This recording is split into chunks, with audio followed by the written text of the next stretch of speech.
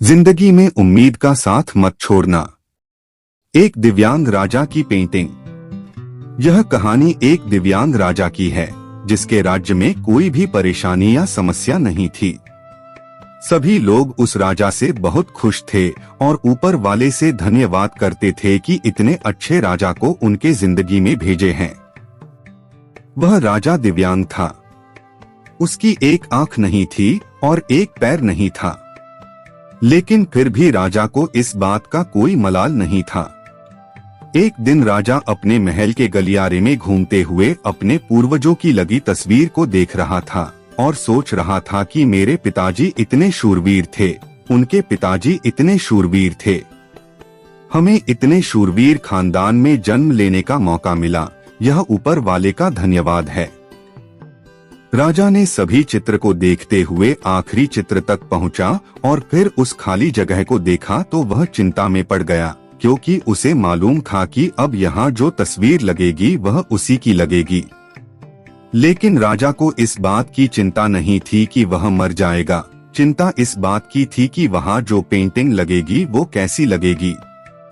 राजा का एक आंख और एक पैर ना होने की वजह से वह चिंता में पड़ गया और सोचने लगा कि इस गलियारे में इतने शानदार पेंटिंग लगी है, लेकिन मेरी एक आंख और एक पैर ना होने की वजह से मेरी ही तस्वीर सबसे खराब लगेगी और सबसे भद्दी दिखेगी।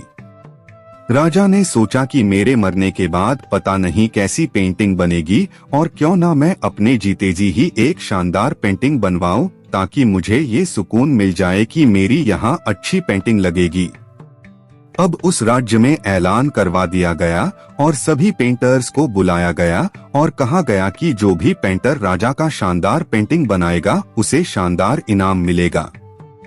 अब सभी पेंटर राज्य में आए और उन पेंटर को पता था कि अगर शानदार पेंटिंग बनेगा तो शानदार इनाम तो मिलेगा, लेकिन जिस राजा का एक आंख नहीं है, एक पैर नहीं है, उसका शानदार पेंटिंग कैसे बनेगा।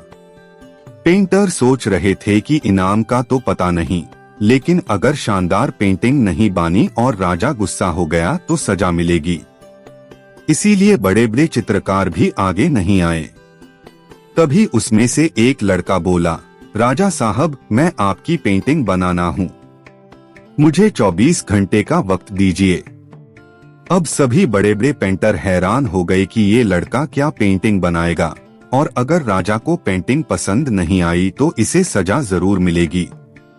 राजा बोला, ठीक है, आप बना करके आइए।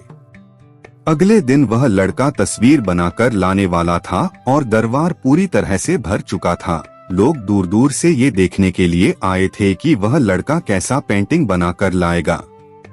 अब लड़का जब उस राजा की पेंटिंग बनाकर लाया तो लोग आश्चर्यचकित रह गए। सब लोग जोर जोर से तालियां बजाने लगे, सीटी बजाने लगे, और जब राजा ने उस पेंटिंग को देखा तो वह खुश हो गया और बोला कि वाह, इससे अच्छी पेंटिंग तो इस पूरे गलियारे में नहीं है।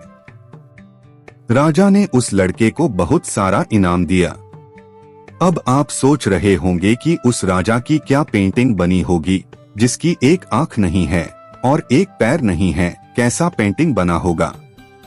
उस तस्वीर में लड़के ने उस राजा को एक घोड़े पर सवार किया था।